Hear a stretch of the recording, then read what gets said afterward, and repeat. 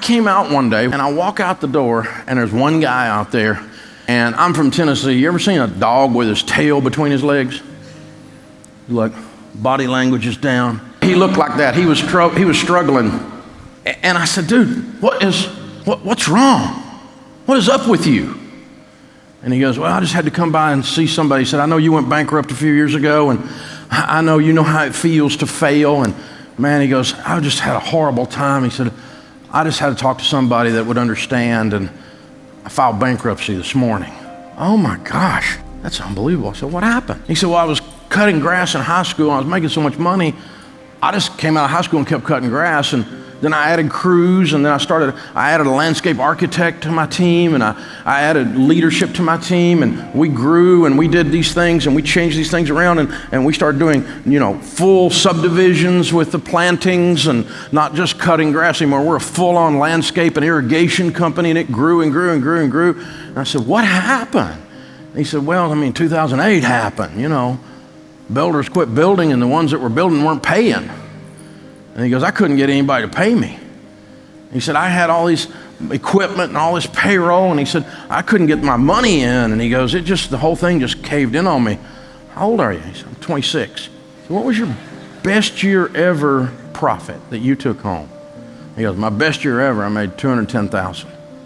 I said, dude, that's a lot of bushes. You know what? You have now ridden this bicycle. You know what it feels like to balance a $210,000 bicycle. Most people never even get to ride that bike. So I'll give you a prediction. By the time you're 31, you'll be running something that size again. If you don't sit around, suck your thumb, and make this your defining moment. This is not your defining moment. This is the time the bicycle wrecked. It's not the time you forgot how to ride one. I kid you not, 2 hours later, I'm still on there. I do a 3-hour show for those of you that listen for 18 minutes. I come out at the break in the 3rd hour. There's one guy in the lobby, and he's bouncing off the walls like the ever-ready bunny on Red Bull. This guy he's like Snoopy, life is good, got the dance going, the whole thing. You know what I'm talking about, right? And I'm like, dude, what is going on? He goes, I just had to come by. You've had such success. He said, and it's hard, your friends, when you're successful, sometimes your friends don't understand, and most of your family doesn't. And he goes, there's nobody you can talk to about it when you're winning. He said, so I know you've been winning, and I just want to come by and tell you I'm winning. I had to have somebody celebrate with me. I said, what's going on? He goes, man, I made more money this year than I ever made in my whole life. I said, what do you do for a living? He said, I'm in the landscaping business. I said, where? Right here in this community. I said, you wouldn't believe the irony of this. 2 hours ago, there was a guy in here who had built a big landscaping business, and he was completely bankrupt. And you're saying, in the same economy, in the same neighborhood, in the exact same space, the exact same industry, you're having the best year of your life. I do not understand. And he goes, I know, it's been hard on those guys. I've been buying their equipment at pennies on the dollar. I said, what are you talking about? I said, the builders aren't paying their bills. The economy's bad. Don't you know the bad news? He goes, oh yeah, they're paying their bills. I said, what do you mean? I said, if they want my landscaping, they pay up front. Oh, how much? All of it, because the other people aren't showing up because they're broke. I'm last man left standing. He said, my market share has tripled this year. I love the down economy. It prunes the tree, baby. Ouch. Same space, same moment in time, same region, same industry. One's bankrupt and one's having the best year of his life. The only variable that's determinable and the only data point that's obvious that's different is the person. You're limited not by the economy. You're limited by what's between your ears. It's your fault. It's my fault. It's got everything to do with whether I did something, whether my team did something, whether we interfaced with our customer in a proper manner, served them, changed their life, transformed their life so that they tell all their friends, do business with Ramsey Solutions because we're awesome. Something you never say about the DMV.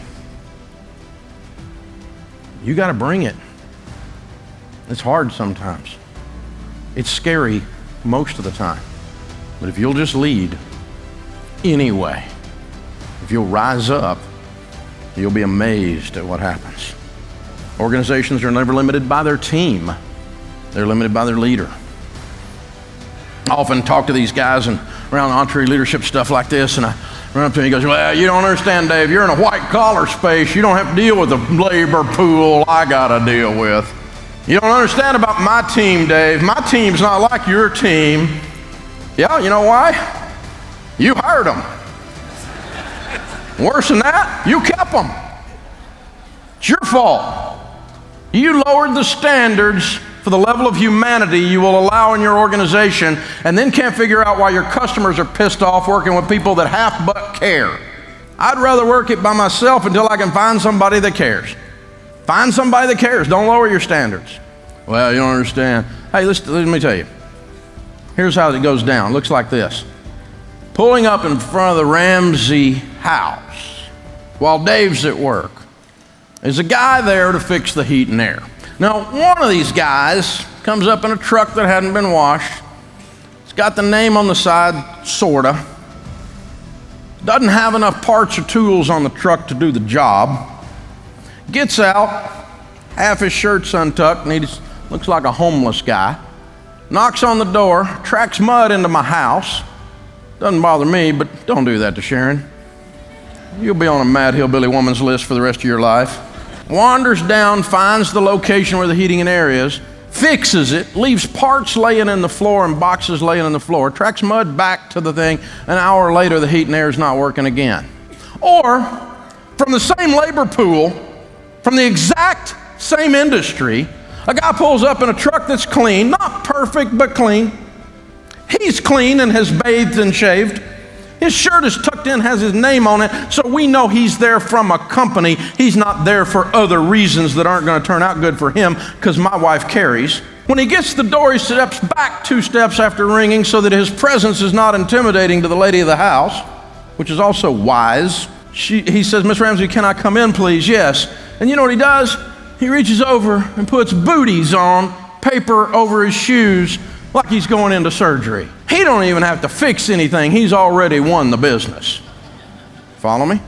Not only does he go downstairs and fix it, not only does he leave the room better than he found it with no parts left, an hour and a half later, he calls back and says, Miss Ramsey, I just want to do a follow-up call and make sure your heating and air is working. When my wife is in her running group, the little herd she runs with down at the Y, who do you think she's going to recommend?